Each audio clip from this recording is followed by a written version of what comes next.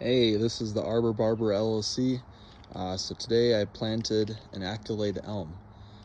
This is my own backyard, and we got a south-facing backyard, and so we got pretty gnarly sun coming from over in the horizon, and so we want to plant a shade tree that would provide just more shade, and also with transpiration provide that cooling effect that trees do. So we went with an Accolade elm, as it is a fast growing shade tree. It's going to shoot up pretty quickly. I think it's going to shoot up. We planted some elms in Highlands Ranch, and they're definitely much taller than this, only a few years old. So I think they'll definitely grow a lot taller than wider at first. It would have been better if I would have thought of this as I was doing it, to give a more step-by-step process for planting a tree. But I just want to give you guys some tips for planting a tree. First tip is just trying to establish what your goals are. And so with us planting a tree, we had the goal of providing us a shade tree that would give us the cooling effect and shade, obviously, and it's fast growing. And so the Accolade elm fit that well. First tip is establishing what goals you have for your tree. Second tip is picking up the tree. And so I had the option between 4 different Accolade elms. 2 of them were ball and burlap, so they're a little bigger. They did not have a container. They will not stand up on their own unless leaned against something, and that can be problematic and just frustrating when you're trying to plant a tree. The containerized was just a little bit easier to plant and not as big. This is definitely a bigger size tree that I planted. We definitely plant normally smaller trees with Highlands Ranch. Another tip, when we were picking up the tree, or when I was just looking at it today, I noticed this little wound. I'm thinking that was from when they're loading the tree. They normally use a forklift to load these trees, and I think when they tipped the tree back onto the forklift, once the fork was underneath the tree, it was rubbing against the metal grate with the forks right here. So in the future, maybe I did bring a towel for myself for when I loaded the tree into my truck, and so I didn't cause any damage, but it would have been good to maybe give them a towel, just because it looks like they did some damage. But I think the tree will do just fine with that wound. Another step, once you kind of have what tree you want, is to call your locates in. So it was pretty easy, go online to Colorado 811 and getting a locate request.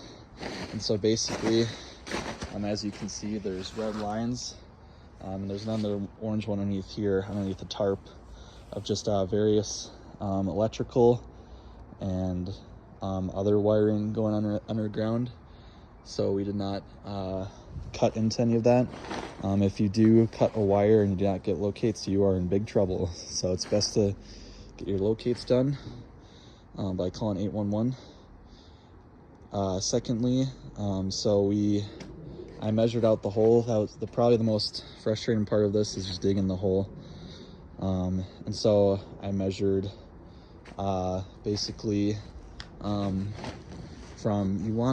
common problem that people have is planting your tree too deep. The funny thing about this tree is that normally you want to plant with the root flare exposed. With the way they had it in their container, is almost like this looks like the root flare right here, where the roots start to flare out. But it looks like they planted above that, and the tree's roots are now mostly down here. So I exposed the root flare again. I think normally you'd have the soil up to here, but for some reason they had in the container where the soil was up to here or down here. So I exposed the root flare a little bit more, because I think the tree just adapted to how it was sticking out of the ground. And so I had basically measured the hole to where the root flare would be in the container. So that was about 17 inches. And a lot of people are unaware of planting with the root flare. And then I got all that in. I cut the roots around the root ball with this serrated edge.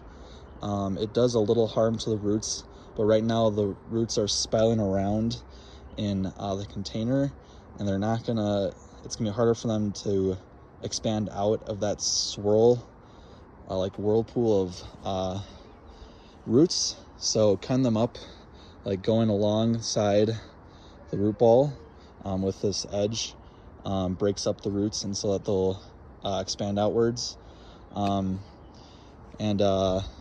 I did mulch underneath my tree maybe I skipped a little part. I also got some soil amendment.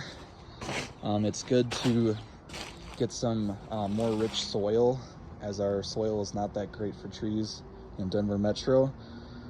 So I got, so basically you gather all the soil you did, that you dug up like I did in this tarp.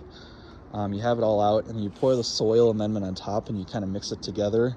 It kind of gives it a buffer. If you just put straight soil amendment in the sides, the roots are just going to want to stay there because it's richer. But if you mix the soil amendment with the soil you dug up, it'll be kind of like a buffer. So like in the center where the tree was, that's the most rich soil, and then I put the soil amendment mixed with the soil I dug up on the sides, and the rest of the soil on the outside is just the regular soil that's not as great. So it's kind of like a nice buffer for the tree, so it's not going to get preferred or stay localized with its root system. As most people don't know, the root system does not go very deep, but it goes very wide outside the tree. So like this tree, its root system might only go a few feet deep, but might extend 8 feet out by like my pavers and this fence. And so lastly, with mulch has a few benefits with it. First is that the mulch is going to keep grass from growing underneath the tree. The grass and the tree are going to compete for nutrients like nitrogen and phosphorus, but when you put mulch in, it's going to cover up that grass, so the tree is going to have no competitors for nutrients in that localized area. Another benefit is it's going to, as the mulch sits there and slightly decomposes over time, it's going to give more nutrients to the soil, so it's going to improve soil health. And then lastly, when there is moisture, the mulch will retain it a lot better than grass would. It's going to sit in that mulch longer instead of just evaporating away. It's going to slowly percolate through the soil. And so those are kind of my last tips on planting a tree. If you need help planting a tree, contact me.